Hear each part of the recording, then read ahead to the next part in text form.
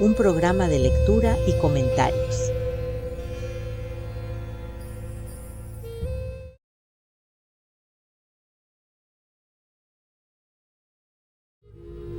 Después de 500 años, regresa el libro sagrado de Anáhuac, Tantún Catún, el tiempo de la promesa. Un programa de lectura y comentarios.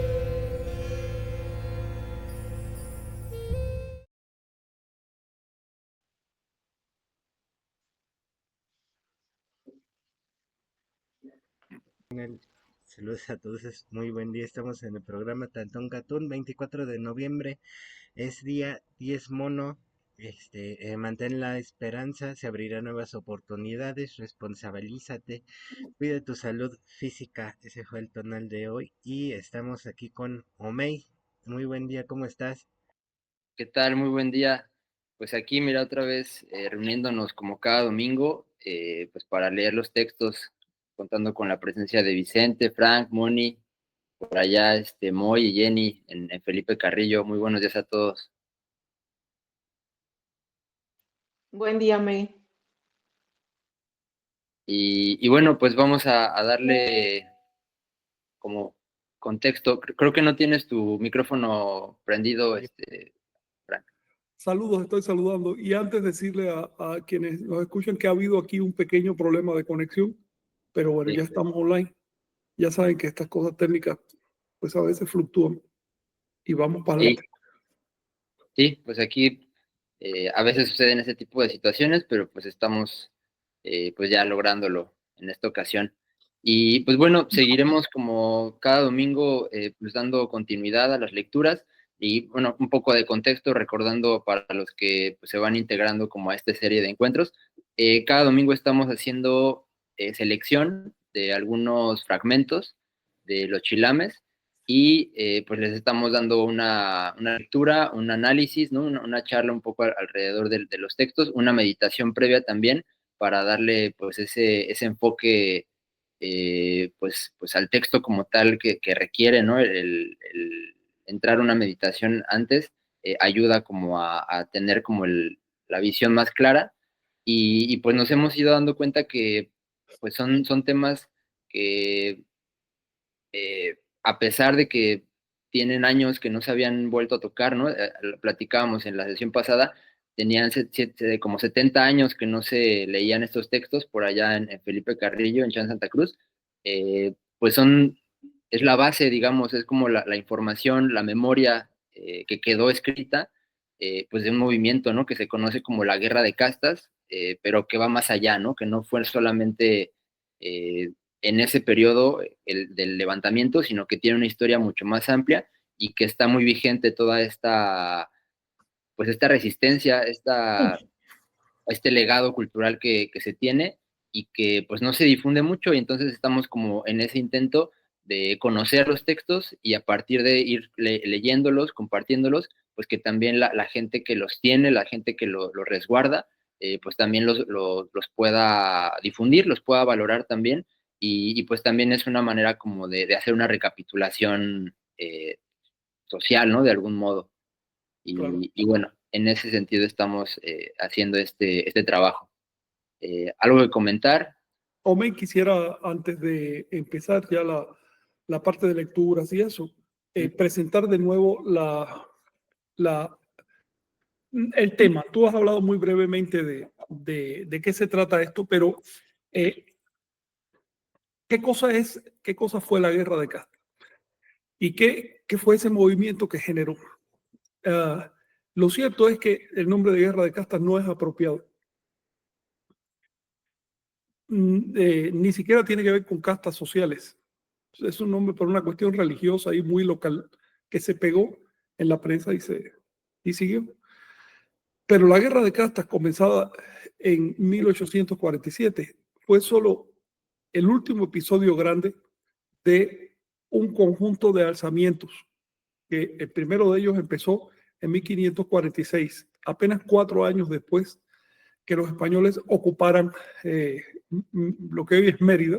En esa época se llamaba Tijó y hicieron su capital en Mérida. Ahora bien, 4 años después de la ocupación del territorio maya, ya se alzaron los mayas en un primer alzamiento liderado por un señor llamado Chilán Ambal, era un sacerdote, Chilán Ambal, y él proclamó que estaba a punto de regresar la serpiente emplumada porque la presencia de los españoles era la señal mesiánica, ¿no? Entonces hicieron un alzamiento muy grande, miles de personas, un ejército enorme, independizaron varias ciudades del yugo español. Es una de estas cosas extrañas que de pronto como que se aguaron, desaparecieron. Y eso ocurre muchas veces en la historia de México, de los alzamientos nativos de México. Después de eso hubo en lo que es hoy Campeche, Yucatán, Quintana Roo, en Tabasco, en esa zona hubo 20 alzamientos mayores y al menos unos 20 o 30 más menores. Luego hubo muchas guerras. En esa época no se llamaban guerras de casta, sino guerras de liberación. Entonces eran guerras de liberación nacional. Recuerden que los mayas de ninguna manera querían pertenecer a la colonia, querían ser libres, como siempre habían sido, ¿no? Entonces, no se resignaron a ser colonizados. Fue el grupo nativo de América que más guerra le dio a la colonia.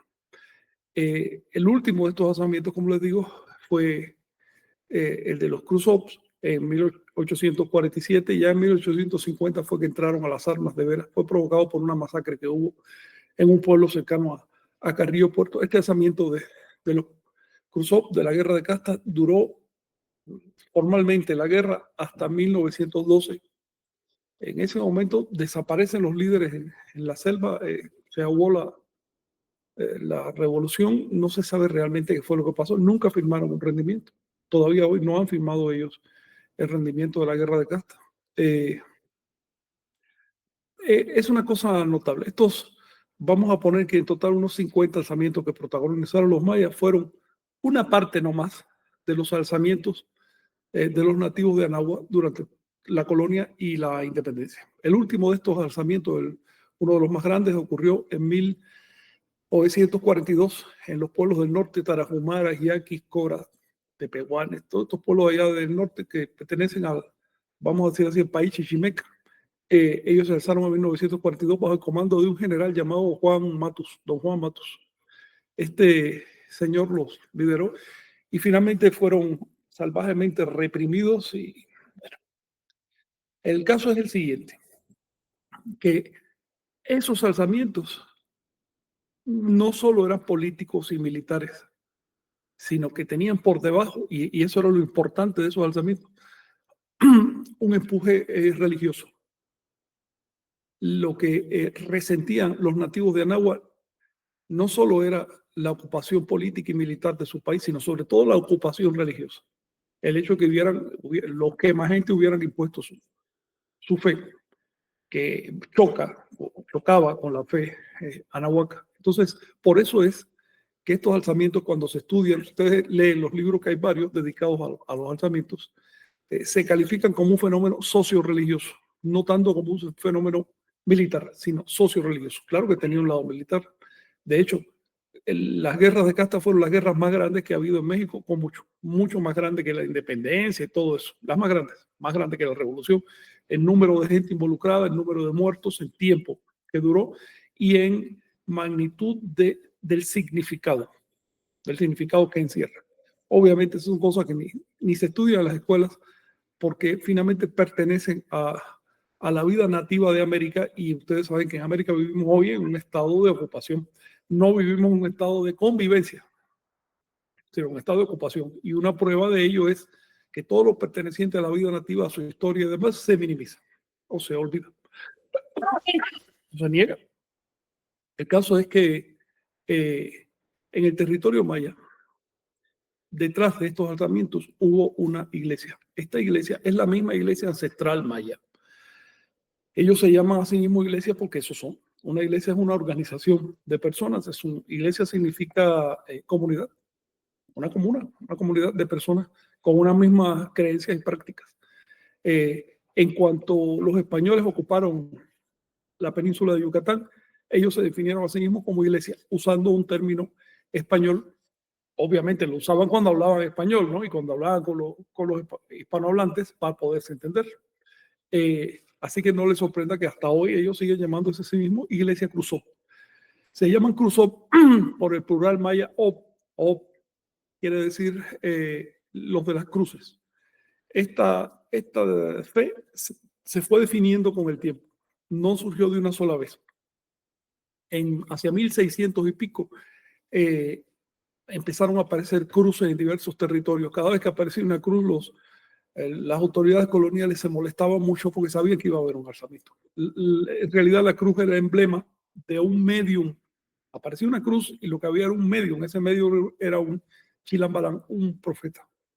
Y el profeta lo primero que le decía es que se independizaran.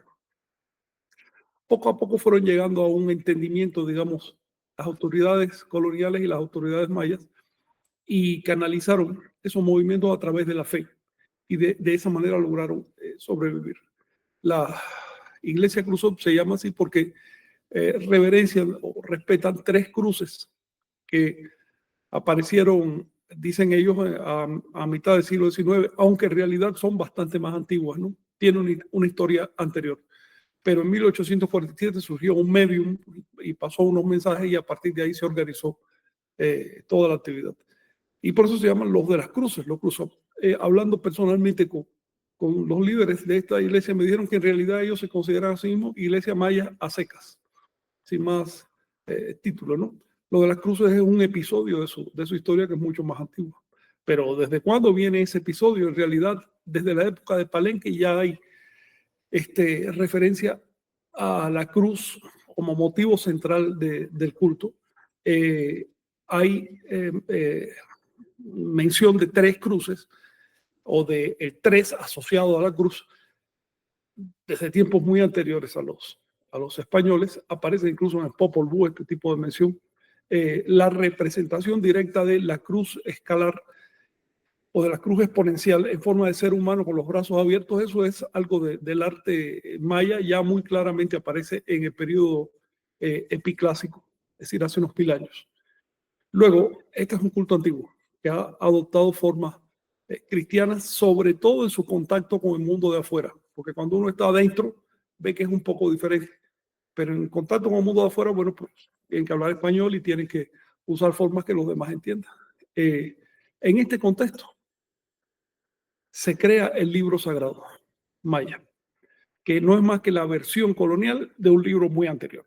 De hecho, hay ya varios expertos que han notado, y uno de ellos ya logró demostrar que el que hoy conocemos como Códice París tiene textos de lo que hoy conocemos como libros de Chilambalán. Así que los Chilambalán copiaron códices anteriores. La historia del libro fue muy importante durante todos los alzamientos, pero en el siglo XX empezó a desaparecer el libro. Cada vez había menos gente capaz de leerlo, cada vez tenía menos función en la sociedad maya y quedó restringido el libro a un objeto de culto que custodiaban. Como nos contó don Cornelio, hace aproximadamente a la mitad del siglo XX fue la última vez que se sacó en público ese libro para leerlo a toda la población. Desde entonces, una vez al año entraba el sacerdote, leía un pedazo y lo comentaba. ¿Por qué? Porque cada vez se iba perdiendo la clave de las metáforas y la capacidad de leer el maya antiguo. Entonces no tenía sentido sacar el libro y hacer un acto y quedarse mirándolo nomás, ¿no? Luego el sacerdote entraba, meditaba, leía lo que podía y lo interpretaba en su mente y luego se lo comunicaba a la gente. Esa función duró unos 50 años. A principios del 2000 ya prácticamente desapareció. La última institución, que era una persona, se llamaba el guardián del libro sagrado, Aniceto se llamaba. ¿Qué apellido? Si me recuerdas, May, ¿no? Maytun. Sí, Maytun. Él murió ahora unos 3 años 4 años. Bien, fue la última institución del libro sagrado que le quedaba a los mayas. Era el lector del libro sagrado. Creo que el título se ha heredado, pero ya no está leyendo el libro, digamos. En ese contexto aparece la traducción que vamos a leer ahora, que es una compilación de un montón de textos porque recuerden que los libros de Chilambalán son varios, están compilados ahí, traducidos y con algunas notas para entender el contexto. Y en ese, digamos, en ese movimiento de recuperación de la literatura, hay un fenómeno particular que está protagonizado por estos jóvenes que vemos aquí, Moy, y a tu lado está Jenny. Ok, que están yendo directamente a las comunidades mayas a leer, si se los permiten, porciones de este libro. A ver a dónde llega todo esto, pero por lo menos un intento, ¿no? Eso les quería explicar, Omey, a los compañeros, porque luego hay gente que no sabe y que entra por primera vez. Es necesario.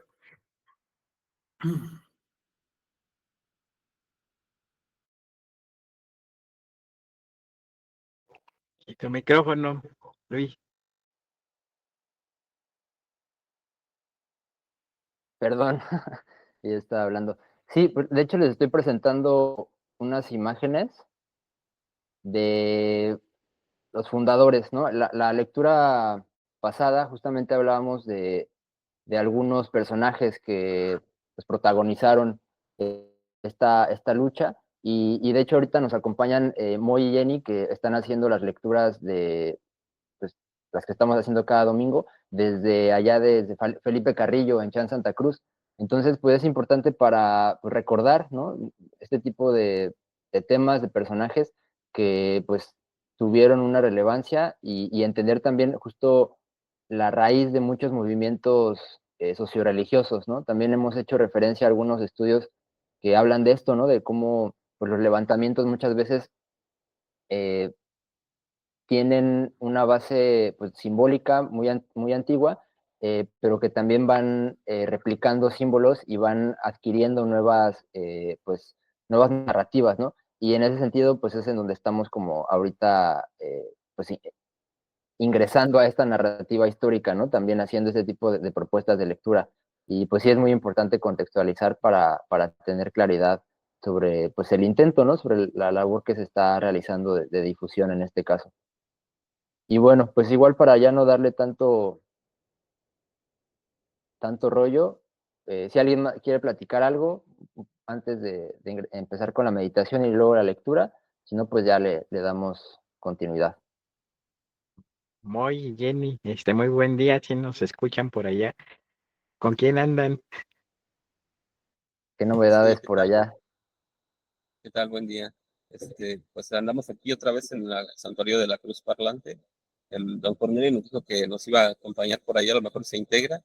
Estamos Jenny y también está Rogelio, que es un camarada, también maya de acá de Zucacap, Yucatán, que está interesado en aprender el Chilambalá, que ha estado pues ahí pegándose con nosotros a las lecturas y que él está interesado en aprender a leerlo. También él, ya no consideraron maya tus papás, ¿verdad? Pero lo has escuchado. O sea, lo escucha bien, lo comprende y quiere estudiar el libro también.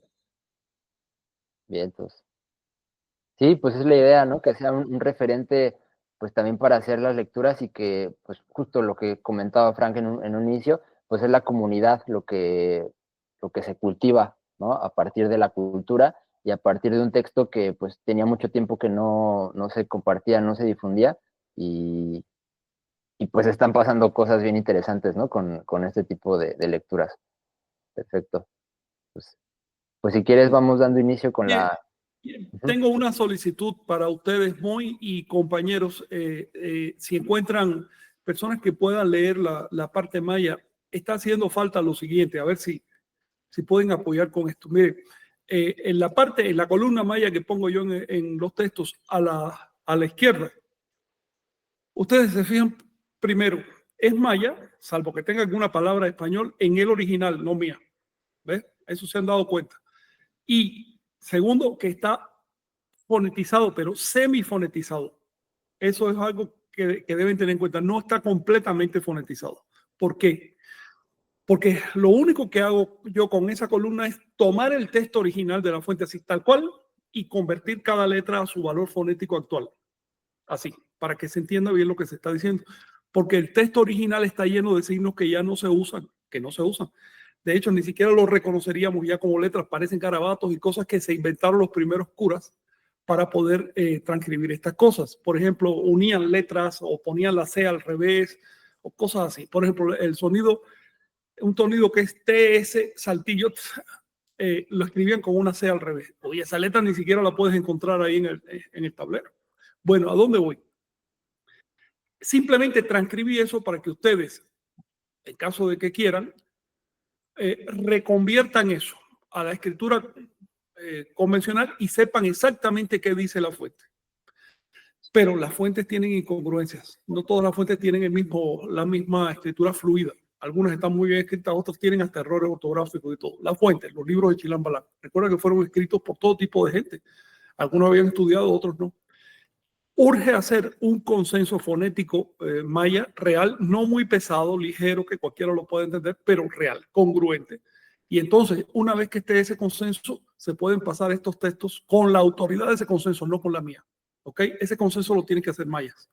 Porque yo malamente entiendo lo que dicen los textos, pero el sonido y el oído pues no se me da porque nunca he hablado maya. Entonces, si ustedes quieren ir viendo eso, quizás no ahora, pero más adelante, generar una especie de encuentro, algo de personas que entiendan más o menos la escritura del maya y que digan, a ver, esto mejor se escribe así, esto, este es el sonido tal, mejor vamos a hacerlo así. ¿Ves? Una vez que lleguen a un consenso, a un canon, eso se dice, bueno, ahora va a ser así, de ahora en adelante y para adelante todos nos adaptamos a ese canon. Les quería decir eso. ¿Qué opinan?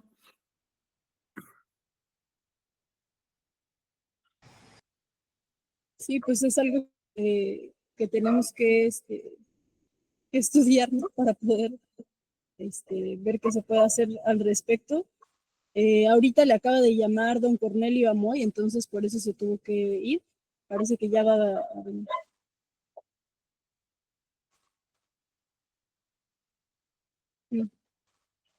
Esto era lo que les quería decir. Si quieren, en otro momento hablamos un poquito más de temas de ortografía y de ir generando un canon.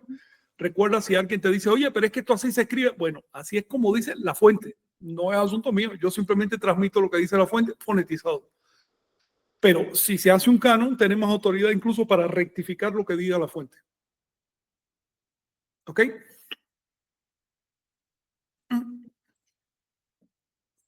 Sí. Adelante. Pues, Moni. Ok, pues vamos a empezar. Buen día a todos. Saludos a todos los toltecas que nos están viendo. Saludos, Vicente, y todos por allá. Buen día. Vamos Saludos. a empezar. Voy a ver si puedo compartir una imagen en la pantalla. Permítanme. Pues no, creo que no me deja compartir, pero vamos a iniciar con una oración que es ya conocida por muchos de Envíamela si nosotros. quieres, yo la comparto. Es la que tú me mandaste, Frank. La oración para empezar, la de la serpiente emplumada, serpientes y mariposas. A ver si tú puedas compartirla por ahí.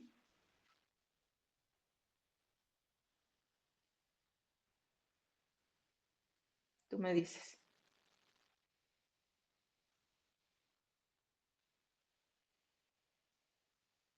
Ok, muy bien. Pues vamos a empezar con esta liturgia o lectura de nuestro libro sagrado y vamos a repetir esta oración mentalmente si quieren o la pueden leer igual en la pantalla. Dios es uno. Serpiente emplumada es su nombre. Solo serpientes, solo mariposas ofreceré y en su presencia sacrificaré. ¿Ok? Con esta oración vamos a disponernos entonces para ofrecer esto que está proponiendo. Es decir, todo lo que son nuestras tendencias, pero también los frutos de nuestro cultivo personal. Entonces, vamos a empezar cerrando nuestros ojos para introducirnos en este ejercicio. Y con los ojos cerrados, vamos a notar simplemente el estado en el que se encuentra nuestro cuerpo. Y vamos a notar todas las huellas de movimiento, de actividad que recientemente hayamos experimentado. Y noten cómo el simple hecho de hacer esta observación empieza a relajar nuestro cuerpo. Vamos entonces a permitir que esta relajación continúe y vamos a observar cómo hay algunas partes de nuestro cuerpo que necesitan acomodarse, distenderse, soltarse. No pongamos resistencia, vamos a permitir. Y vamos a llevar ahora nuestra atención a la respiración, observando cómo se encuentra. Haz una inhalación profunda.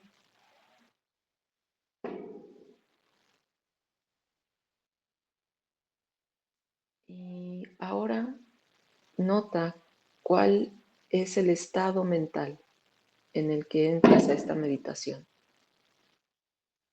¿Cuáles son los pensamientos que están ahí?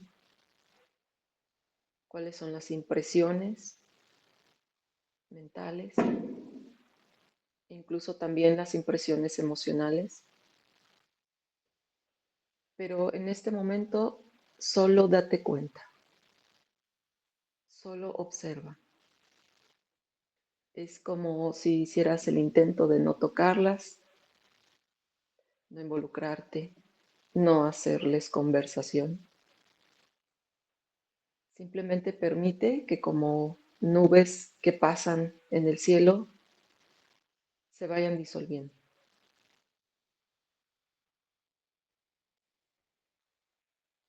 Date cuenta de que hay algunos de estos estímulos que vienen encadenados, es decir, un estímulo detona otros.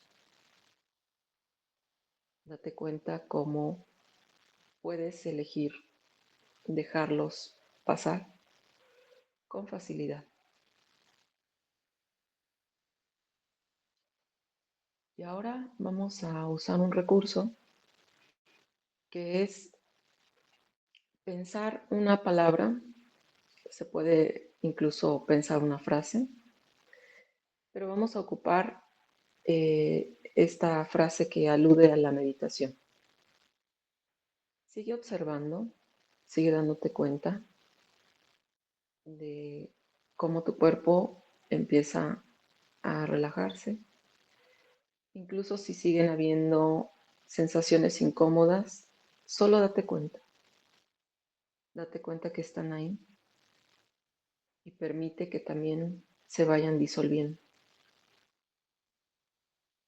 Lleva nuevamente tu atención a tu respiración. Y ahora mentalmente puedes decir, amo Mati. Y observa qué pasa.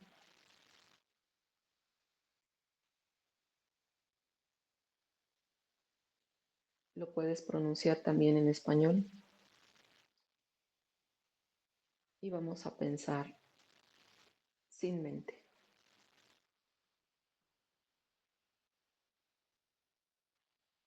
Vamos a quedarnos unos instantes en silencio, haciendo este ejercicio, intercalando estas frases en el idioma que tú elijas y observando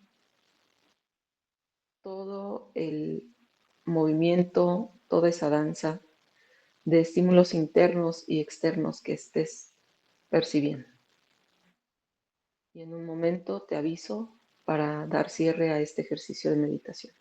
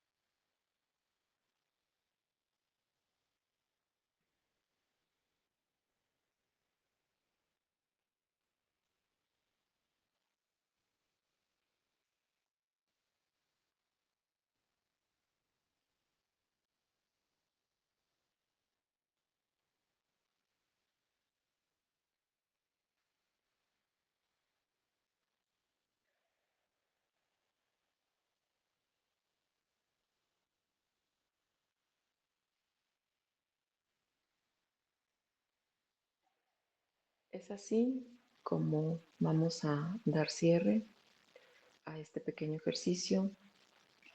Sin abrir tus ojos, date cuenta de tu presencia en el lugar donde te encuentres.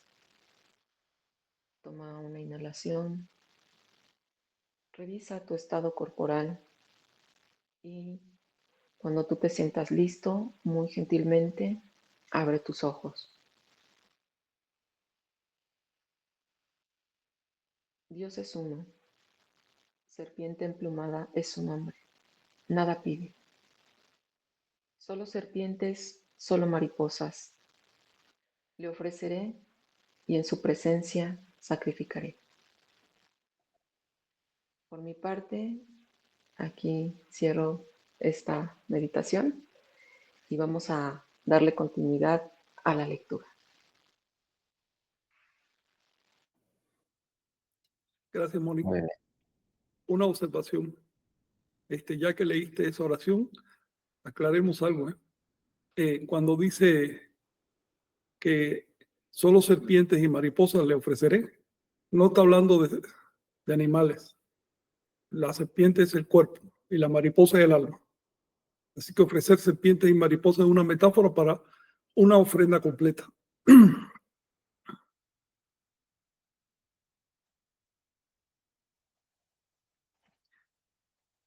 Sí, pues inclusive en el contexto del fuego nuevo, ¿no? También creo que es importante mencionarlo, pues se ofrenda al fuego y es esa visión, pues, metafórica, ¿no? Que pues es más bien la entrega, ¿no? Con tus obras es Sí. lo que se ofrenda. Una entrega sin reservas. Serpiente, mariposa, es decir, íntegra. No una cosa fingida. Eso es lo que significa ahí. Sí. Bien, pues la lectura que vamos a abordar hoy es Pueblos 8. Pues allá no sé si nos puedan apoyar Jenny, Moy para darle lectura. Y Sí se recordar que está, ahí en Felipe Carrillo Puerto, Quintana Roo, en el sureste de México, y pues bueno, ahí en lo que sería la explanada del Templo de la Cruz Parlante. Jenny, por ahí si tienes oportunidad de hacernos la lectura y pues bueno, encender tu micrófono, agradeceremos mucho. Ahí estamos. Gracias. Sí, entonces vamos a leer hoy Pueblos 8, de Chumayel, lámina 3 a 7, Tizimín, lámina 138, Maní 125 a 127 y de Shoken, la 28. Y dice, el gran Kawich, un Funaj Keele, llamado Kawich por su linaje, asomó la cabeza por el pozo al sur de Chichén Itzá y fueron a recibirlo. Cuando él manifestó sus palabras, comenzaron a hacer lo que les decía y a seguir sus palabras. Comenzaron a llamarle Señor y por ello lo sentaron en el sitio de los señores. Luego comenzaron a llamarle Gobernante, no Señor, y Cargador, y Canal del Ave Barbuda. También le llamaron Señor Caña de Flecha y Ave Barbuda. Y dijeron que su madre fue un águila, que lo encontraron en una montaña y que había que recibir y aceptar su palabra como Señor. Entonces comenzaron a elevar la alta casa de los señores y comenzaron a construir su escalera. Entonces él se sentó en la alta casa entre los 13 señores de eminente poder y obedecieron en cuanto llegaban las apreciables palabras del sacerdote, al que llamaban Ave Barbuda. Enseguida cumplían lo que el sacerdote del Ave Barbuda les ordenaba. Y comenzaron a adoptarlo como padre y comenzaron a honrar el nombre del Ave Barbuda. Entonces lo honraron. Entonces le sirvieron en Chichén. Le llamaron Chichén Itzá por la piedra preciosa que su madre tomó en la fuente, la piedra que ella guardó y tragó en la fuente, cuando estaba dentro del agua. Cuando él marchó al oriente, a la casa divina del faisán del agua solar, entonces comenzó a entrar la miseria a Chichén Itzá. El poderoso gobernante llamado Nokawich era el hermano del gobernante Funakkel, el intrépido ave barbuda. Él le pidió capullos de flores, le pidió una estera blanca, le pidió 2 mantas listadas, le pidió un pavo azul, le pidió incienso y le pidió vasijas rituales blancas. Luego viene Pueblos 9, de Tizimí, 170, 177, y Maní, 120 a 121, y Xoquén, lámina 36.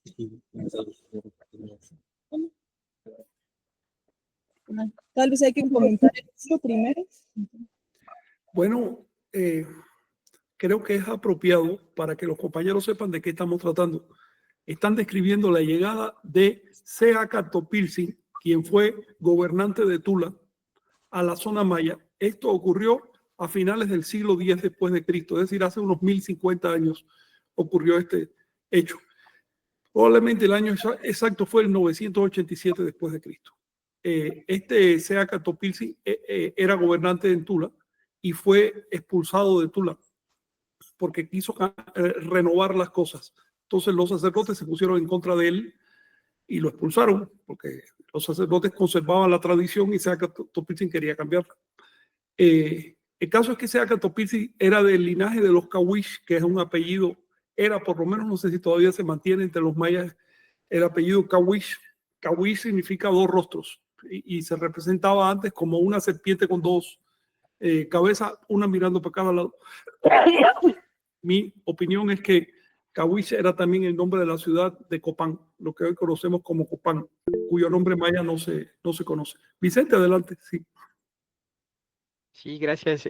Pues bueno, también para comentar acerca de esa expulsión que hubo de Tula Xicocotitla, ¿no? de Seaca Topilzin, Quetzalcóatl, pues nos llevó también en este caso a acudir a Huehuecuautitlán, a esta zona que se encuentra ya por la salida a Querétaro, que en días pasados tuvo una situación caótica, pero donde justamente ahí en esas inmediaciones y en lo que es ahora Tepotzotlán, no Tepoztlán, para tener en cuenta.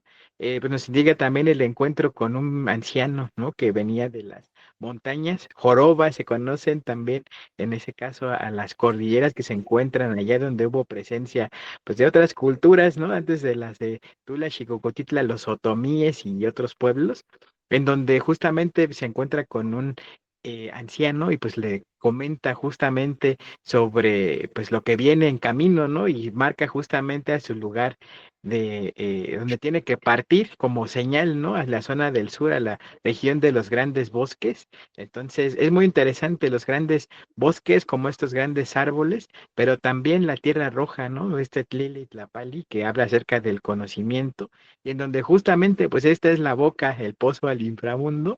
Y pues es muy relevante, ¿no? Y podemos anclar justamente esta obra de los libros de Chilam Balam, también con este otro libro que pues has compartido desde el año 2021, pues tuvo también como fin salir ahora sí al conocimiento y al acceso público del último avatar de Quetzalcóatl, ¿no? Que fue justamente el que pues nos llevó a todos a llegar a esta zona de los mayas Cruzov, en donde, pues, bueno, ya ahorita con Moy, la presencia de Moy y de Jenny, pues se sigue conformando ese vínculo.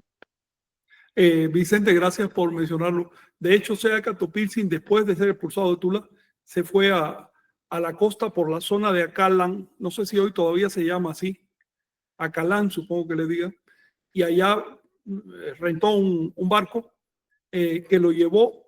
Los barcos de aquella época no eran grandes, eran pequeños, iban bordeando la costa y lo llevó al puerto de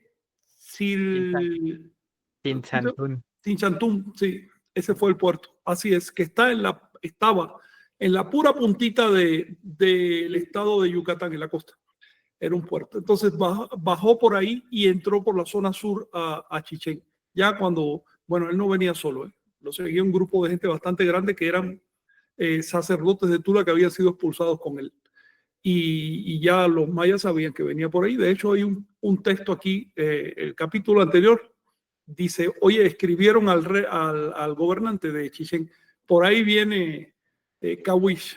Me llama la atención que a él le llamaban Seacat, que es un término náhuatl, mientras estaba en Tula, pero cuando llega a la zona maya le llaman Cahuich, que es su apellido materno, que venía de atrás ese apellido, porque también era maya, era de los dos lados.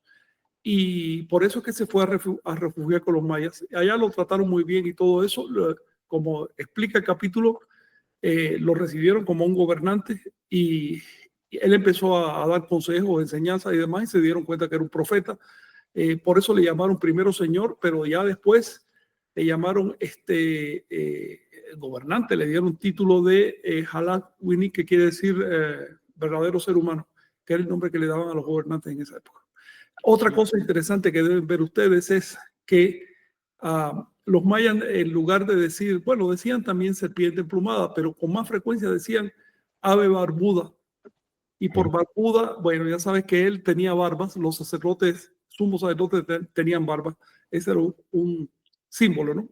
Otra cosa notable es que aquí el verso 3 también le llamaron señor caña de flecha, porque su nombre natal era Acat, que quiere decir flecha o caña, cabo de flecha. Entonces, es decir, sabían perfectamente su nombre náhuatl y lo que significaba, era un hombre conocido, ¿no? El verso 5 me llama la atención porque este mito en particular solo se conserva vivo, ya se perdió en la zona maya y en la náhuatl que ni se diga, pero solo se conserva vivo entre los mijes, que su madre fue un águila. De hecho, los mijes dicen que en realidad nació de un huevo y nació arriba de una montaña. Otra cosa a notar es que, a ver, verso 8 dice cuál es la etimología de Chichén Itzá para los mayas. Los mayistas discuten que si Chichén Itzá significa esto o lo otro. A ver, en esa época ni siquiera se llamaba Chichén Itzá. En esa época se llamaba Uyatmal. Así se llamaba la ciudad. Chichén Itzá fue un apodo que le pusieron. Y este verso está diciendo por qué. Dice, le llamaron Chichén Itzá por la piedra preciosa que su madre tomó en la fuente. El mito dice que Chimalma, su madre, se estaba bañando en una gruta, en una cueva, y vino un pez y le dio un jade. Y ella guardó el jade bajo su lengua y eso la preñó. Es una alegoría para decir que tuvo una concepción inmaculada o por lo menos no humana, ¿no? Es un simbolismo, no es nada literal. Pero el caso es que el sacerdote maya que escribió este verso estaba interpretando lo siguiente. Chichén quiere decir pozo o la boca del pozo, la entrada del pozo. Itzá, fíjate, lo está interpretando como Itzli, es una palabra náhuatl que quiere decir obsidiana, y Ja, una palabra maya que quiere decir agua, es decir, la piedra preciosa del agua. Es muy notable. Luego, ahí el nombre de Chichén Itzá en Itzá no es un término, no empieza con una raíz maya, sino con una raíz náhuatl. Solo así se explica esta etimología. En fin, otra cosa interesante es que el verso 10 se refiere a su hermano. Su hermano se llamaba gusano. O gusano no es exactamente la palabra, sino pequeña serpiente, serpentita. ¿Ves? Pequeño reptil de dos rostros. Porque era hermano, era cahuis. Este mito se conserva entre los mijes que dicen, es el único mito vivo de Anáhuac que dice que Topilsi al nacer traía una gemela y que esta gemela tenía forma de serpiente. Y después que él nació, desapareció la serpiente, se fue por el agua. ¿Ves? Obviamente ustedes se dan cuenta que el hermano en realidad es el nahual. Por eso el verso sigue diciendo que él le pidió ciertos atributos, ciertos detalles. Si ustedes leen estos detalles que le pidió, una estera blanca, un pavo azul, esto, lo otro, eso es lenguaje de Suyúa. Es decir, le estaba pidiendo algo que por supuesto no son esos objetos, sino algo esotérico. Y se describe con mucha más calma, por extenso, en uno de los libros de Chilam Balam que se llama Lenguaje de Suyúa. Muy adelante, sí. Sí, varias cosas. Esto del lenguaje suyua me llama la atención porque donde dice que lo nombraron, después de nombrarlo después de nombrarlo señor, lo nombraron Halach Winkil, y recuerdo que la parte del lenguaje suyua es una especie de examen, ¿no? Para que los sacerdotes puedan ser Halach Winkil, ¿no? Y un poco también en la parte del libro de Saúl, hablan de un proceso de aprendizaje que llevó Saúl, un proceso iniciático, para convertirse en Halach Winkil. Bueno, Winkil. Sí, de hecho, ahora que mencionas a Saúl, a ver si en algún momento leemos algo de ese libro, porque Saúl fue el que, a ver, Saúl no era maya, Saúl venía de fuera y sabía cómo pensaban los españoles. Saúl era un empleado de la corona. Es más, le habían dado hasta patente de corso. Luego era un tipo que estaba en la milicia y sabía cómo pensaban los españoles. Los mayas que estaban en ese momento en Tayasal estaban demasiado aislados, no entendían cómo funcionaba esto, pero se dieron cuenta que necesitaban a alguien de fuera. Por eso ellos liberaron a Saúl. Y Saúl, todo indica que fue el que se encargó de hacer un proceso de, ¿sabes qué? Aquí hay que hacer copias y mandarlas. En el grueso de la colonia, las copias de Chilam Balam venían de Tayasal. Y a través de los libros lograron articular el territorio y alzar las guerras. Cada vez que había guerra de castas se sabía que era de Tayasal.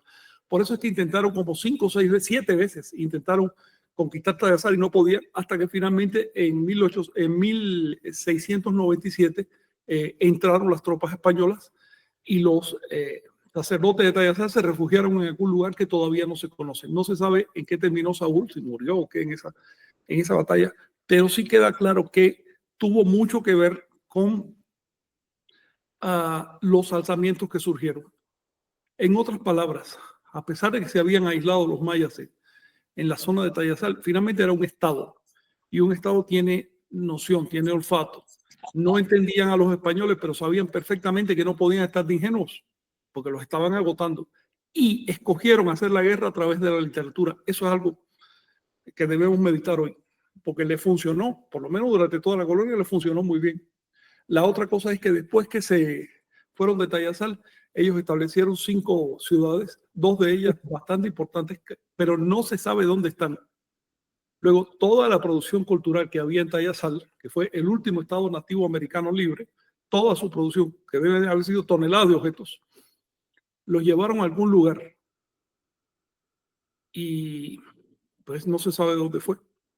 Eso se lo digo por si acaso andando por ahí, descubren pista de para dónde se fueron estas personas, porque eran un montón de gente. Estamos hablando de como de 500,000 de personas que vivían en lo que era la ciudad y sus alrededores. Y bueno, otra cosa sobre eso, o lo que quería decir sobre eso, es que me llama la atención entonces que para los mayas, para la teología maya, el ser sacerdote, tener un cargo, no viene de un linaje de sanguíneo, o no viene de un ser nombrado por un ser sobrenatural, ¿no? Sino que viene de un merecimiento, ¿no? De alguien. Eso, tampoco viene de una votación democrática, ¿no? No, tampoco. No va por ahí. Viene de alguien que ha atravesado un proceso de merecimiento, un proceso de preparación de estudio, y que entonces es entonces reconocido por la comunidad por sus méritos, ¿no? Esa es la palabra de orden en Anagua, el merecer. Esto de los linajes y de que si un dios baja y te nombra, eso son cosas de las creencias europeas. Pero no, aquí era merecimiento, y si no merecías, daba igual, ¿eh? Daba igual que fueras hijo de fulano, que fueras rico, lo que sea. Es más, a la gente de alto nivel económico, los hijos de los gobernantes y demás, les aplicaban la ley con doble rigor, porque tenían que dar el ejemplo. Así que aquí el asunto era, y sigue siendo, el merecimiento. Aprovecho para saludar a tantos reencarnados y herederos de linajes que andan por ahí compitiendo por el asunto sin mover un dedo. Pero bueno, seguimos. Y bueno, y solo, no sé si era lo que iba a comentar. Si quieres comentar algo antes, siempre quería comentar algo más de la lectura. Adelante para no perder el hilo. Y Sí, ahorita... capítulo, el siguiente, que es el último, sí. Pero de este mismo quería comentar nada más que me llama la atención también lo de la serpiente barbuda, porque hace poco que fuimos a Choquén con Vicente y con John, nos platicaba Natalio que hay una tradición que en el marco del equinoccio de otoño, si no me equivoco, en septiembre, se dice que en Choquén pasa una serpiente volando y que va tirando sus pelos por todas partes, va tirando pelos o barbas, y que entonces eso sucede en un día en específico cada año, que corresponde al equinoccio, ¿no? Y entonces la gente tiene que hacer ciertas cosas, ¿no? Porque tiene que guardar, tiene que guardarse un poco como guardarse y guardar sus cosas, porque dice que si el pelo toca una de las cosas, alguna de las herramientas de trabajo. De las herramientas de trabajo o de los objetos, esas cosas cobran vida. Ajá, y que después una vez que, o sea, si tú saliste a trabajar ese día, en vez de guardarte, cuando estés trabajando la gente te va a ver como un animal, ¿no? No va a percibir que eres un ser humano, va a percibir que eres un animal. Bueno, pero esto es como un poco ya del mito, ¿no? Pero ayer platicaba con don Cornelio y le pregunté sobre este mito, ¿no? Y él dice que sí, que solo allá en Choquén se conserva esa idea, pero que sí la conocen la mayoría, y que se dice que esta serpiente sale del pozo de Chichén Itzá, vuela y se eleva desde Chichén Itzá hasta la zona maya, sobrevolando el área y esparciendo sus barbas. Qué cosa tan interesante, ¿eh? Increíble cómo se conserva una idea tan antigua, porque mira que esa idea es vieja, ¿eh?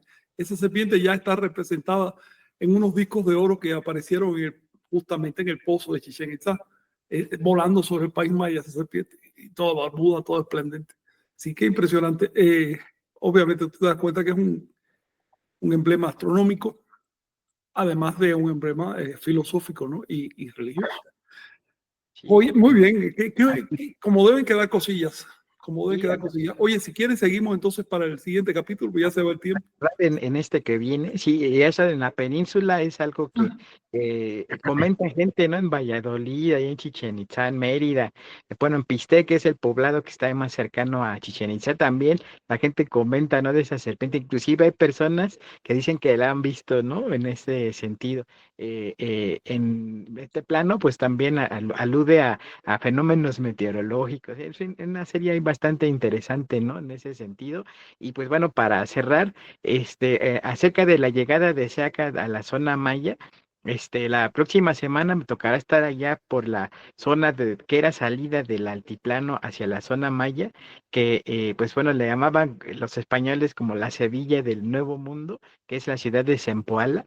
Entonces, bueno, ya si hay oportunidad de transmitir o compartir, si no, les mandaremos ahí un video para que conozcan ese sede, que no, que era el paso justamente del Golfo.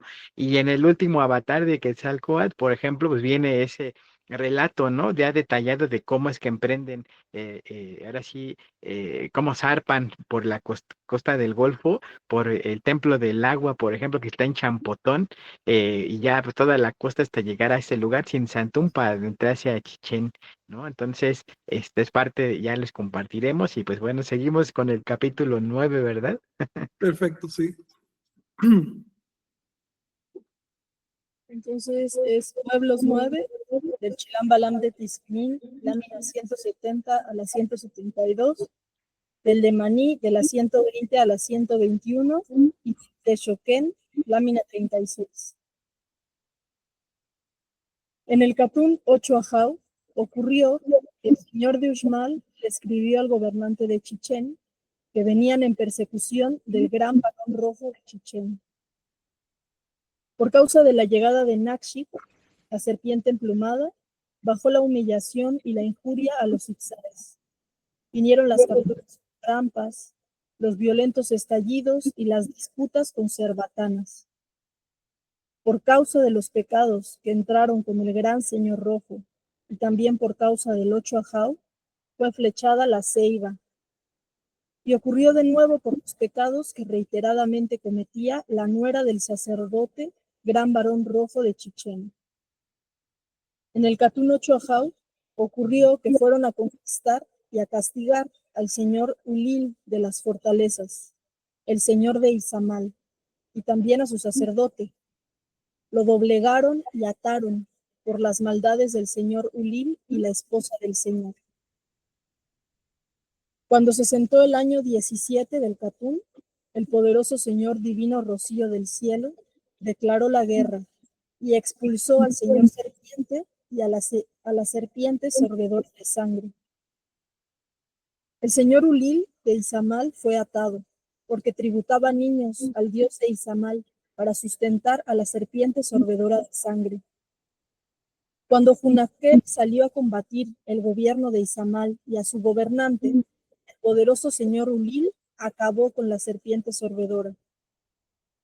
Porque mucho había sufrido Izamal desde que llegaron del corazón del cielo el gato verde y el buitre, con el gato rojo y con el gran varón rojo. Un gran sufrimiento afligió los espíritus de los de Izamal, pues el brujo de Izamal los abrumó de dolor. Atado fue por sus pecados el señor serpiente, porque tributaba niños a la serpiente sorbedora. Cuando lo supo la serpiente emplumada, la serpiente barbuda cortó su garganta y lo lapidó. Escucharon la noticia todos los que habían observado cómo tributaba a las hijas e hijos de Izamal a la serpiente sorbedora de sangre, pues los humildes siempre cargan las culpas de los señores.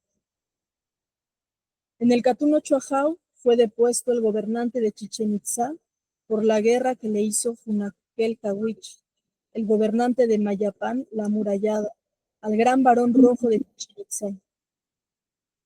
Entonces, el señor Rocío del Cielo comenzó a investigar cómo llegó y entró el pecado del señor Serpiente, y expuso ante los moradores de Chichén al señor Serpiente y al ídolo en forma de serpiente, a que el depuesto señor enviaba como regalo a quienes cumplían 13 años de ser engendrados por sus padres. En el Catún 5 Ajau, Junaquel expulsó de la tierra a los grandes señores de Izamal, llamados Pinich, Mo, y serpiente, señor serpiente. Y desterró al dragón llamado Gran Varón Rojo, y desterró al dragón Gran Varón Blanco, y al dragón Gran Ayudante Negro. También desterró abuelas del Gran Ayudante Negro, llamadas las del Camino Blanco, y a los padres del Gran Ayudante General, y a sus hijos menores, llamados los ingeniosos escritores. Qué capítulo tan loco ese, ¿verdad? Órale. Sí. Sí. ¿Quieren comentar algo sobre ese capítulo? Brevemente.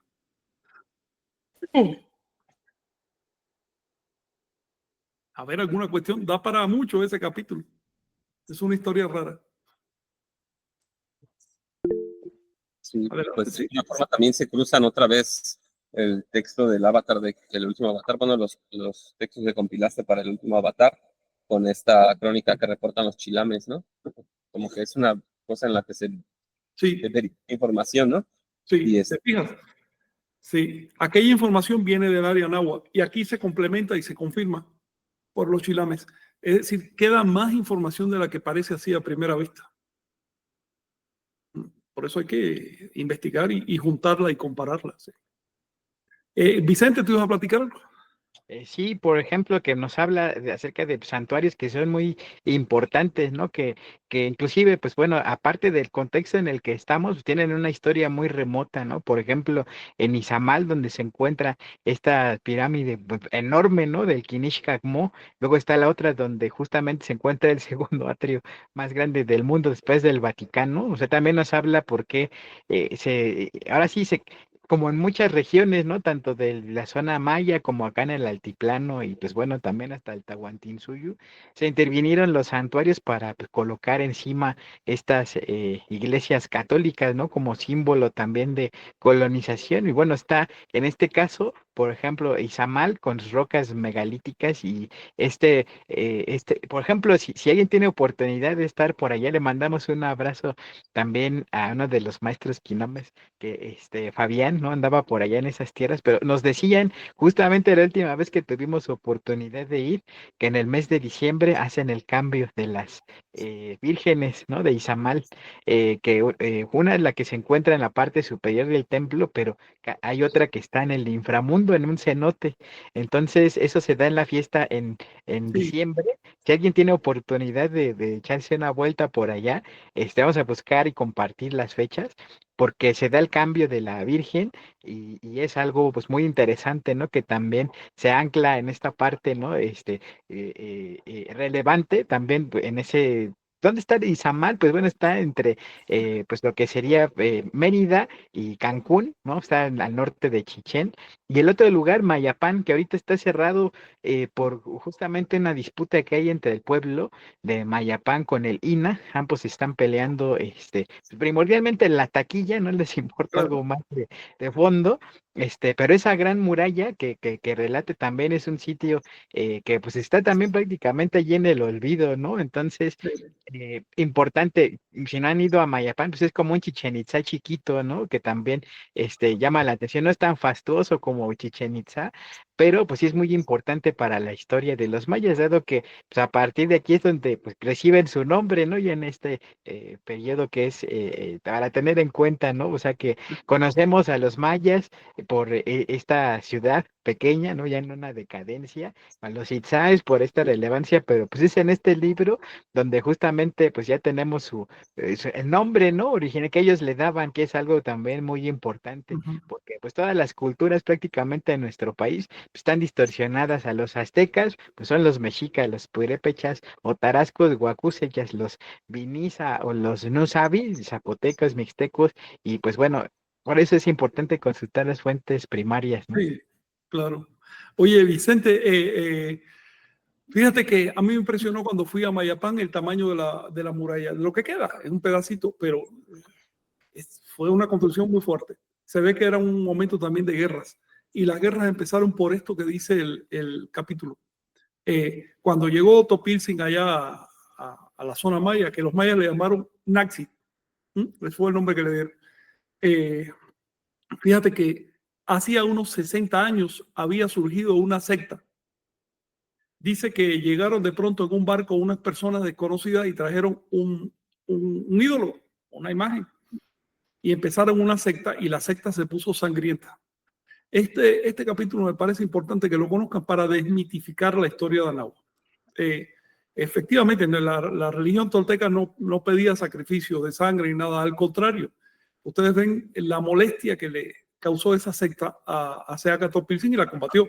Y debido a que el líder de esa secta era también el líder de Chichén Itzá, tú te puedes imaginar que lo que se armó fue una guerra.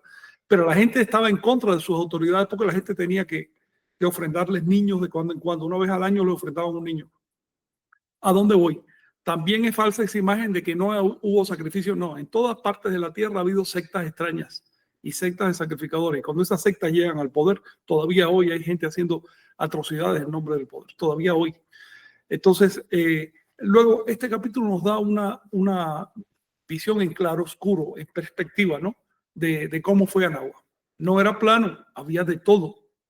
Y lo principal es que Seaca Topilzin se opuso terminantemente a esa secta, organizó a los mayas, acabaron con esa gente, los destruyeron. Por lo tanto, esa historia que se montan los hispanistas de que la religión mesoamericana era de sacrificadores y demás, es falsa.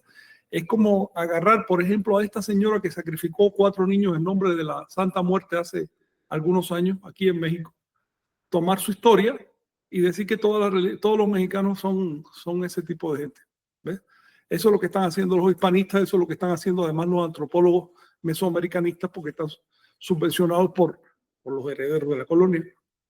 Entonces, por eso quería que leyéramos este capítulo, porque nos muestra la intensidad de la historia de Anáhuac, las cosas que pasaron, no todo fue para bien. Nomás piensa que cuando Seaca Topilzin dijo, señores, hay que acabar con todas estas cuestiones de tradición que están agotando la espiritualidad, lo expulsaron, no querían un cambio. Unos años después de que mataran a Seaca Topilzin, que lo obligaron a quemarse, ahora él era el dios y todo el mundo lo seguía.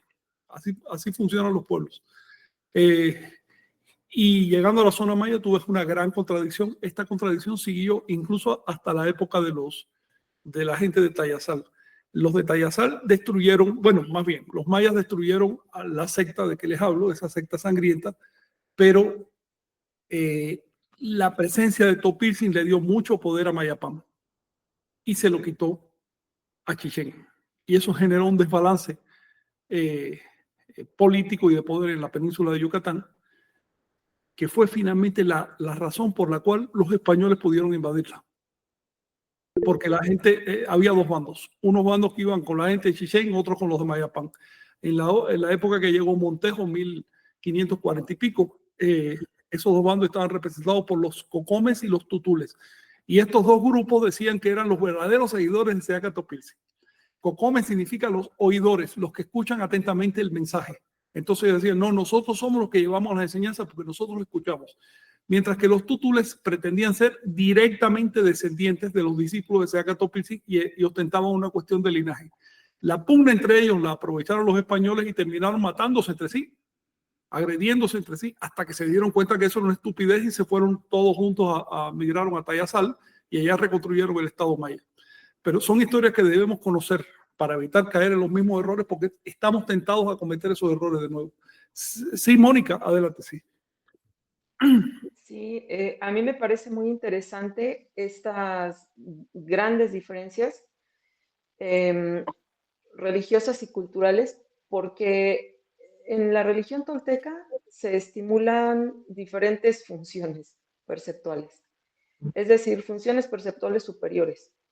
Eso me parece muy interesante que a nivel social es muy diferente el manejo de la población, ¿no? Se puede decir, del colectivo. Y en cambio, las religiones que están basadas en el miedo, en inculcar miedo, están detonando, obviamente, aspectos bastante primitivos, ¿no? De nuestro cerebro. Claro. Entonces, claro, se me hace tan impresionante, pero no solo por el pasado, no solo por esta historia que se narra en el libro sagrado, sino por el presente. Cómo las religiones actuales están fomentando, claro, precisamente esas funciones tan básicas, tan primitivas. ¿Por qué? Gobiernos y religiones, por poder, por sostener y manejar, ¿no?, el control. Entonces, esa es la gran diferencia de la toltequidad.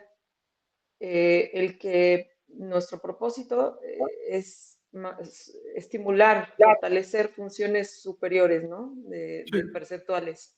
Sí. Entonces, pues, qué triste que en la actualidad se normalice, se le tenga hasta respeto por ese tipo de prácticas, ¿no? Claro. Pero bueno, sí. Fíjate es seguir en el intento. Ahora que tú lo mencionas, hay un tema que se ha ido quedando pendiente y hay que tocar, y este capítulo lo ejemplifica muy bien, el tema de las sectas y el peligro de las sectas. Resultó que una familia de gente extravagante que tenía unas creencias extravagantes, materialistas, literalistas respecto a lo que es el autosacrificio, terminaron matando personas y generaron un tremendo problema en la península maya, y eso fue lo que ocasionó que los españoles pudieran desarticular a los mayas después. Fíjate cómo una cosa se encadena con otra. Bueno, pues hoy tenemos sectas que matan personas en los hospitales por negación de sangre, o que por lo menos psicológicamente dicen en su mente, ¿no?, todo el que no crea lo mismo que yo merece ser achicharrado en un Armagedón, en un infierno. Sectas haciendo eso. Es decir, el sectarismo conduce al homicidio y conduce también a la destrucción de la cultura, de los pueblos. Pero por eso hay que tener mucho cuidado.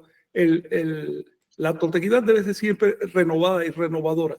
Nunca quedarse en esquemas de conducta. El sectarismo ocurre cuando la gente se adapta, se amolda, se acostumbra a esquemas de conducta que tiene que ser así, así, así, y ya no se puede cambiar. El universo sigue cambiando. Entonces tienes que crear una secta y tienes que separarte del resto porque ya lo tuyo no cabe en las nuevas proposiciones.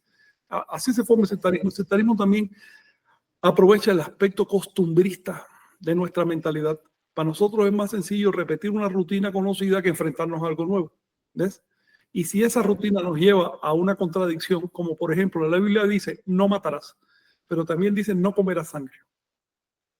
Quien escribió eso, ¿qué idea se iba a dar de que 3000 años después, por el uso de sangre, se iba a salvar una vida? Bueno, pues enfrentada a esa contradicción, la mente rutinaria dice, no, yo prefiero matar, yo prefiero violar un mandamiento, pero cumplir con el otro, porque ese individuo que muere le da prestigio a mi secta, entonces me siento yo bien, porque resulta que mi secta sí es fiel y sí cumple, aunque esté violando la mitad de la ley. ¿Ves? Esa es la mentalidad. Te lo digo a ti, Mónica, porque como está en la cuestión de la psicología, cuando te encuentres con personas sectarias, eso es lo que hay por debajo. Gente que necesita confirmarse por contraste, por algo, Por supuesto. por algo estridente, por algo que se salga, aunque sea llegar al homicidio. Otra cosa que Así quería es. decir, no solo se trata de sectas religiosas, también sectas políticas. En el caso de esta secta que desarticuló Topilsin en la zona maya, no eran solo sacerdotes, ellos tenían control de 2 ciudades, Izamal y Chichén Itzá, que eran de las más importantes de su época. Es decir, y obligaban a la gente, extorsionaban al pueblo con eso. Y en este momento estamos viendo un montón de movimientos políticos que en realidad son sectas, que no son otra cosa, que son gente que cree en determinada cosa y la trata de imponer a las malas. Y están dispuestos a hacer lo que sea por imponer sus propias ideas a todos los demás. Pero bueno, es un tema que ya se sale del contexto. Vicente, sí. Va primero Moni para que no se pierda el hilo. Ya ahorita que acabe, andamos. Gracias, Vicente. También observo la razón por la cual se interpretan este tipo de simbolismos de manera literal. O sea, se hace mención a muchos animales, ¿no? Pero es precisamente esa limitante a nivel mental que sea, digamos, esquematizado. Es decir, ha habido una especie de entrenamiento sistemático en la población de interpretar la realidad de cierta forma. Y, Sí. y incluso hasta los académicos lo interpretan literalmente Claro. o tratan de encajar esto que están leyendo a su sistema de creencias, ¿no? Por eso se les hace tan normal creer que eran sacrificadores, ¿no? Todos Caníbales generalizar, sacrificadores. una sobregeneralización, ¿no? Sí, sí, Pero sí. bueno, Caníbales solo esa sacrificadores. Si observación. hubiera un epíteto todavía más degradado, se lo aplicarían. Así, salvajes, caníbales, sacrificadores, ¿qué más? Pero que sea malo. Las academias, tú te puedes imaginar el pueblo. Acabas de mencionar algo básico. La gente está siendo adoctrinada. La gente está siendo adoctrinada sistemáticamente a aceptar determinadas creencias que en el futuro se van a ver como creencias religiosas, pero hoy pasan como ideas académicas o como ideas políticas. La gente está siendo adoctrinada. Hay que estar muy claro con uno mismo y muy alerta para no dejarse seducir por sectas, por el pensamiento sectario. Si te dicen yo tengo la verdad, eso ya no es verdad, ya eso es falso. La verdad no es para poseerla, no es para tenerla, no es un objeto. La verdad es un intento, es lo que vamos a construir si llega el caso en un futuro. Así que cuando te vengan con exclusivismo intelectuales, políticos, filosóficos, religiosos, del bagaje que sea, todos antropológicamente se califican como creencias religiosas. Y eso es sectarismo. Los toltecas tenemos que estar muy claros en esto, porque en esta línea de la toltequidad hay muchos matices, muchas cosas y se mezclan también muchas ideas de la nueva era y demás. Y la tendencia del ser humano es a refugiarse en el sectarismo. Esto que estamos platicando aquí no es para creer, es para practicar. Una vez que lo practiques, tú sabrás si te sirve o no te sirve. Así de simple. Sí, con lo que quería igual cerrar, en este Pueblos 9 municipio, veíamos justamente pues, de los lugares donde se toma, ¿no? En este caso Tizimín, que se encuentra entre pues Chichén Itzá y Cancún, ¿no? En la zona norte. Le mandamos un abrazo a Ducto Lozano, donde ande, justamente cerquita de aquí de Tizimín está la zona arqueológica de Ekbalam, pero bueno, en este caso Tizimín tiene su fiesta, por ejemplo, más importante el Día de los Reyes Magos, que son 3, y en este caso, bueno, si también tienen oportunidad de ir en esa fecha, es bastante interesante la festividad, ¿no? Y pues llama la atención en este caso esta Trinidad, ¿no? Que pues ahora sí sufrió como un ajuste para la veneración, en este caso de los Reyes Magos, y el otro caso, el de Maní, donde fue el acto de fe, ¿no? Donde Diego de Landa hizo la quema de las deidades y los códices, y bueno, Xoquem, ahí también en las inmediaciones de Valladolid, que también sufrió, en este caso, pues la ira, ¿no? De prácticamente desaparecer, cuyo nombre antiguo era Sací, si mal no recuerdo. Entonces, pues es también importante, muchos de estos lugares se perdió la memoria, ¿no? Que tenían un libro sagrado, y pues bueno, ya son pueblos mágicos, son pueblos, por Es ejemplo, aquí, Valladolid. Vicente. Aquí, ajá, ándale. Y acuérdate, la C siempre como K, esos son los caprichos de la lengua. Sí, Ajá, sí, por eso lo fonético, ¿no? Entonces, sí, por eso. es relevante, ¿no? Maní, pueblo mágico de Valladolid, pues llegan cantidad de turistas ahí donde se los llevan a cenotes y demás, pero pues se perdió la memoria, ¿no? Que también de lo que existe ahí, Sí, lo que por cierto fue el último lugar que quedó registrado en 1949, cuando vieron el libro sagrado de Choquem, sí. el grande, que fue según cargado por 4 mulas, y a partir de ahí pues ya no lo vieron, ¿no? Nada más quedan 2 bibliotecas ahí en Valladolid, una que se encuentra en lo que sería el Zocalito y otra más hacia adentro, donde pues también creo que es Guadalupe la bibliotecaria. Esperamos, ¿te acuerdas, John? Pero bueno, le mandaremos también un abrazo y pues también material para que puedan consultar, ¿no? Ahí, por Sí. ejemplo, nos llamó la atención que todavía, a pesar de todos esta situación de persecución o desinformación, hay esperanza, ¿no? Vemos a un niño en lo que estuvimos ahí registrando información acerca de la memoria que había del libro de Choquem. Un niño que se la pasaba aprendiendo los números y conceptos No, básicos en maya, ¿no? Un niño como de unos 7 años, ¿verdad, Chignahui? qué Algo, cosa, ¿eh? Sí, siempre que hay pues, gente con interés. pues sí, ya quedamos en volver y llevarle unos libros, ¿no? Al Sí. chiquitín para pues, estimular, pero esperemos justamente en este sentido, pues hacer presencia y pues ya les compartiremos brevemente cómo poder hacer este apoyo, ¿no? Para que a partir de estas pues, gestiones, pues podamos también llevar material allá a las comunidades, ¿no? Que es algo que nos queda Claro. pendiente. Sí, a ver si en algún momento platicamos con los oyentes por si tienen libros, cosas que donar, sobre todo libros para los niños de allá, eh, para llevar algo cada vez que se vayan. A ver si aparecen también este texto que se editó del Popol Vuh, ¿te acuerdas? Bueno, cosas así que puedan estimular a los niños. Y hace falta crear libros. En Tizimín y en Maní se conservan, bueno, se conservaron 2 chilames muy importantes. Ahorita mismo no sé dónde está su paradero, pero yo los tengo ahí en facsímil, están muy buenos. Y estoy seguro que en Valladolid había por lo menos un chilame, al menos, porque era una zona básica de producción de cultura en esa época. Era un santuario importante. Y el hecho de que pidieran prestado el libro de Choquén significa que en Valladolid, por lo menos hasta el año 1949, todavía existía el culto del libro sagrado. Ya en ese momento debieron haber perdido su copia original, que quién sabe dónde está, y tuvieron que pedir prestada la de Choquén, que por cierto no la devolvieron, todavía no se ha devuelto y no se sabe dónde quedó esa copia. Pues sí. Híjole, un montón de temas. Tremendo. Cada domingo nos vamos así, pues, choqueados, ¿no? En este caso yo veo que esta lectura ha servido justamente como para ir cerrando, ir como, no sé, yo veo el texto como un mapa, ¿no?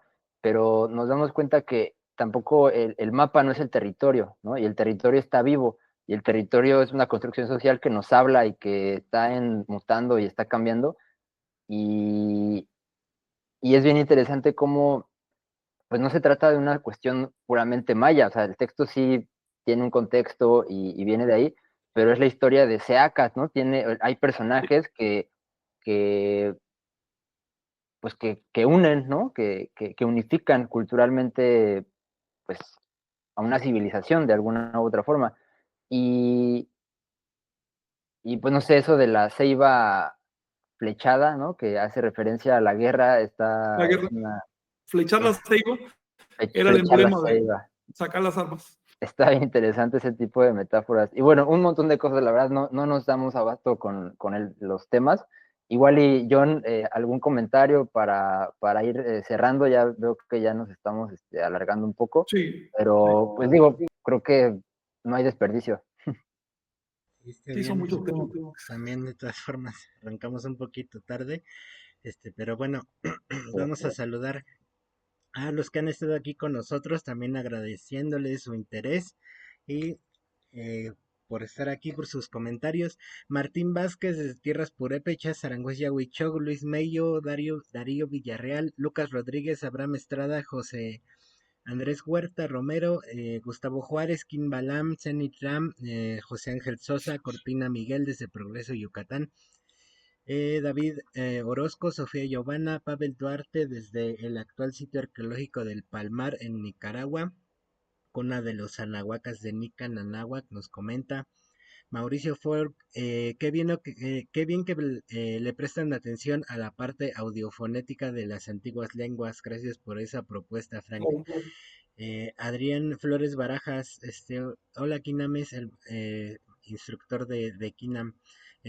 Escuché que en la edición pasada hablaban de Nachi Cocom. Hay una estatua en el Sotuta de él en Sotuta, Yucatán, Sututja en maya. Es en la estatua dice que es el señor de Sotuta.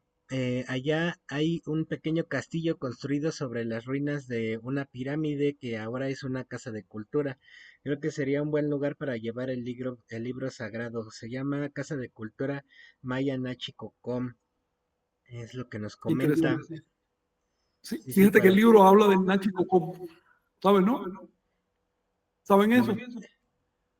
Sí, menciona al personaje en el contexto de la llegada de los españoles y cosas que pasaron. A lo mejor una buena idea es lo que dice este compañero, que aprovechar aquellos héroes que se recuerden localmente, porque sirven para introducir al libro. Digo, si están presentes en el libro, ¿no? Y explicar cuál fue su historia a partir de las fuentes. Sí, digo, si ya tienen una casa de cultura, pues que tengan ahí más información fidedigna y que se tenga ese hilo conductor histórico, pues que mejor. Aranjuez y Huichoc, ¿podrían recomendarnos esa bibliografía sobre esas guerras de resistencia, por favor? Y si no es mucho pedir PDFs, pues son muchas veces inaccesibles. Esto lo de las guerras de castas, ¿no? Ese libro creo que está en el grupo de Universidad Tolteca. Alguna vez creo que lo subimos. La invitación también es esa, que los que estén integrados al grupo, o si no, que los que no, pues que pidan la solicitud para que ingresen allá a los archivos que se comparten. Y hay mucha información que hemos ido subiendo desde hace varios años. Y ese en específico es de Alicia Barabás, me parece la autora, y son movimientos sociopolíticos, socioreligiosos de México. Está muy interesante y tiene toda una línea de investigación. O sea, es un libro de tantos que hay sobre el tema y es bien interesante. Ahí es donde habla del mesianismo, el milenarismo y cosas que hemos hablado en otras lecturas, pero es bien interesante abordarlo desde ahí. Sí.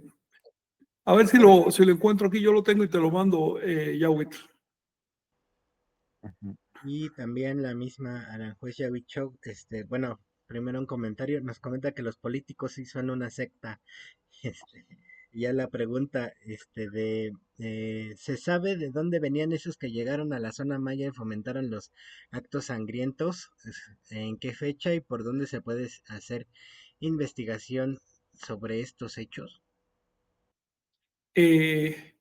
Mira, lo que dicen los libros de Chilambalán es bastante detallado. Le dedican unas cuantas páginas a ese asunto. No se sabe de dónde vienen, pero tengo mi impresión de que esa secta llegó de Centroamérica, de lo que hoy es quizás Honduras, un poco al sur, tal vez Nicaragua. Es una impresión, ¿eh? A la zona de Chichén. La gente no la aceptó. Eran unos tipos muy exagerados, pero sí la aceptó la esposa del gobernante de Izamal. Y a partir de ella contaminó a su padre, que era el gobernante de Chichén, y a su esposo, que era el señor Ulil. Y ellos formaron una piña, formaron una secta que se llamaba a sí mismo los hombres, los varones se llamaban los ingeniosos escritores, porque escribían cartas y escribían códices, libros, y eso les llamaban así los ingeniosos escritores. Y las mujeres tenían una orden especial que se llamaban las del Camino Blanco. Fíjate cómo cambian las cosas en esta época. Y bueno, hasta que lograron erradicar a esas personas, parece que lograron sacrificar a los niños y demás. Generó un escándalo tremendo y eso se conservó en la memoria hasta la época de los españoles todavía. Insisto en que es importante conocer estas historias para ver lo bueno y lo malo de Anáhuac y cómo resolvieron los problemas. Y no clasificar a Anáhuac en general, nomás por lo malo, sino también ver la otra parte. Sí. Y sobre todo creo que salir de la caricatura en la que se ha metido la historia de la cultura no solo en México, ¿no? En muchos lados. No sé, ahorita me acuerdo también de la película esta Apocalipto, ¿no? Y también todo el borlote que se armó con lo del 2012, ¿no? De la profecía. O sea, un montón de producción de recursos, de ventas, de turismo, pero huecas, ¿no? Cosas que realmente Sí, son una caricatura que no reflejan la realidad sí. viva del Una territorio decepción y para de la mí. cultura. Sí, Aquello. pero al final creo que también son motivos para hacer algo, ¿no? Creo que a veces las cosas Sí, no tan positivas, no tan útiles, pues nos motivan a hacer cosas, claro, ¿no? A cuestionarnos y decir, bueno, ¿qué estamos haciendo con sí. nuestros recursos, con nuestra energía? Y priorizar, ¿no? Saber A mí, dónde sí a mí me conviene. motivó, güey. Sí, A mí en lo exactamente. personal eso que estás diciendo fue lo que pasó. Ujú. Porque cuando vi Sí, el show que estaban haciendo ahí tan descarado, sí, muchos tan imbécil además, los mayas sirviendo comida mientras venía gente de quién sabe dónde, que se las daban de profeta, ¿verdad? Y que en su vida habían leído una página ni una letra, ni sabían que existieran las profecías mayas, inventando profecías mayas. Me deprimió tanto eso que en ese mismo momento que regresé a México, me puse a estudiar maya para poder ver realmente cuáles eran las sí. profecías. Fue en ese momento. A mí me inspiró. Pero la verdad es que allá en la península dejó un mal sabor y destruyó muchas cosas. Y un montón de abuelitos mayas que por 4 pesos se sumaron a la comparsa, ¿no? Y empezaron a pasar todas esas falsas profecías, quedaron en ridículo. Después hubo un montón de videos en internet durante años que señalaban a los mayas como si fueran unos farsantes, en vez de ver que realmente habían sido usados por gente que ni maya es. Es decir, la lección de todo eso es lo fácil que es manipular a los grupos nativos y lo fácil que es manipular en general a la población, no solo a los Ujú. nativos. Cuando se reúnen 3 o 4 gente, hay un poco de dinero y tienen una idea, pueden manipular a la gente y meterla donde sea. Tenemos que tener mucho cuidado con esas manipulaciones. Se nos ha ido el tiempo, compañeros, ¿eh? Sí, Cerrar. Bueno, en estos comentarios lo importante es destacar también la reacción, ¿no? De la cultura en general ante un acto así, que fue obviamente defender, hasta provocó una guerra, entonces, para justamente eliminar eso. Y Kenneth Polido nos comenta, el fanatismo y la idolatría siempre serán un problema para el sano desarrollo de toda sociedad. Manda saludos. Y para cerrar con Gia Solórzano, comenta, no cabe duda que a lo largo de la historia hay personas que despiertan y evolucionan para despertar a las masas sociales, pero después de que los matan nos damos cuenta que tenían razón. Con el El caso de arquetipo de... Sócrates. Sí, exacto. Y bueno, sí, y pues nada más, para comentarles que también estaremos subiendo este programa al YouTube de Iglesia Tolteca. También poco a poco los estoy subiendo todos al de Nación Tolteca. Eh, y también he visto que de repente hay como aparecen en Facebook problemas del Facebook. Dice problemas tenemos problemas para reproducir este video. Está pasando normalmente con todos, también con el del Nick Nash o con la transmisión. Es un problema del Facebook, pero si le dan refrescar o actualizar a su ventana, lo van a poder reproducir, pero obviamente también están subidos en YouTube.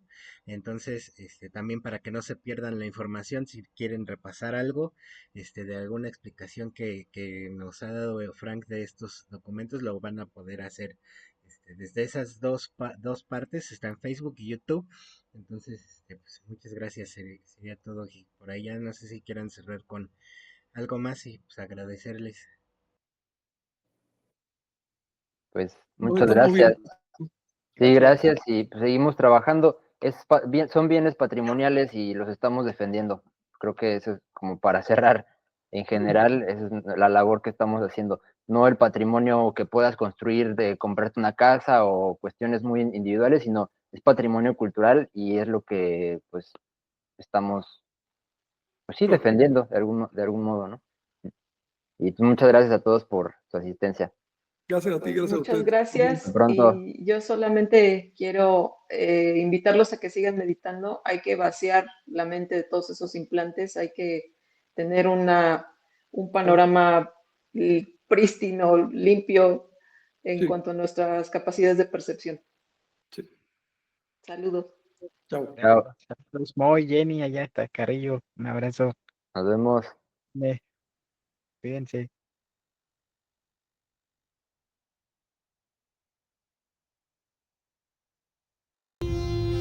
Regresa el libro sagrado de Anáhuac. Tantún Catún, el tiempo de la promesa. Un programa de lectura y comentarios.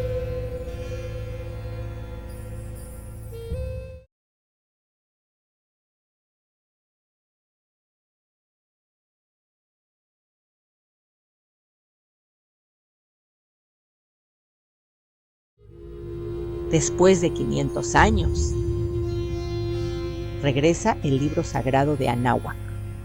Tantún Catún, el tiempo de la promesa. Un programa de lectura y comentarios.